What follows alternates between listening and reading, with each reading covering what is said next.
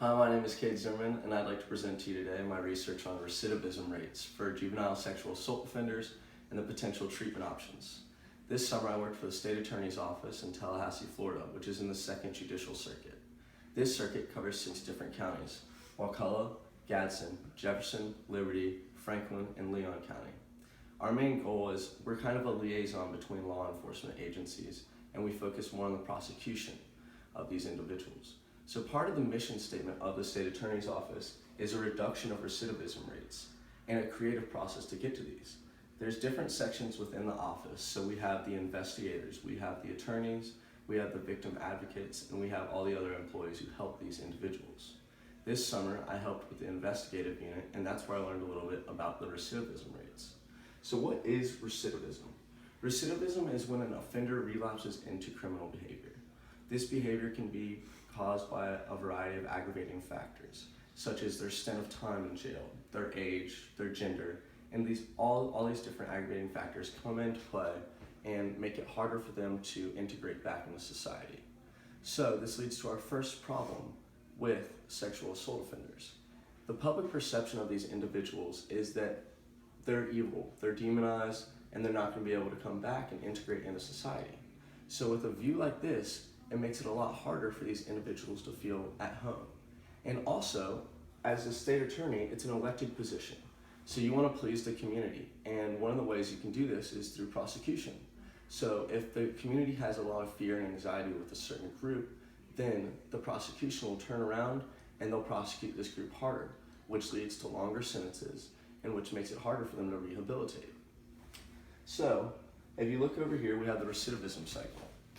The individual first breaks the law, they enter prison, and when they're in prison, they get an inadequate education, and they get into groups that might not be the best for them to progress as an individual, and it leads to them being released, and then they enter prison again.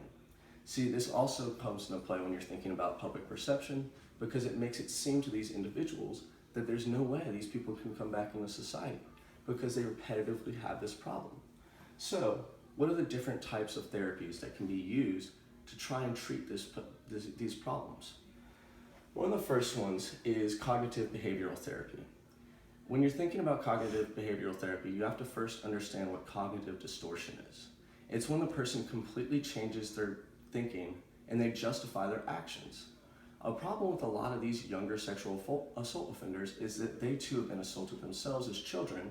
So when they come back into society, they understand that affection to them is associated with this abuse.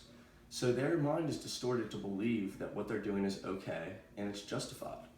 So cognitive behavioral therapy goes and it works to try and change this individual's personality.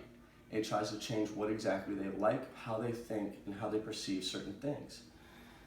It's for sexual assault offenders, this is one of the top therapies because it really gets in there and it helps change their perception on everything. If you look over here, we have the chart for cognitive behavioral therapy.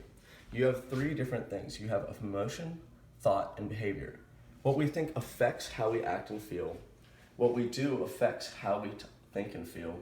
And what we feel affects what we think and we do. So, cognitive behavioral therapy, one of the best therapies out there, and it's one of the most used. But another therapy is multisystemic therapy. And this is more of a community-based therapy, and it's thought to be a lot better for the younger sexual assault offenders because it refamiliarizes themselves and it helps them reintegrate into society.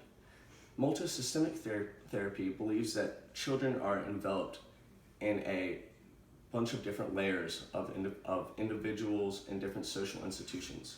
So if you look over here, we have the community, neighborhood, schools, parents, families, peers, and all these individuals come in and they make a difference for these children's lives because they can help them to reintegrate, to change their thinking, and if they see other people doing actions around them, it can completely change their personality.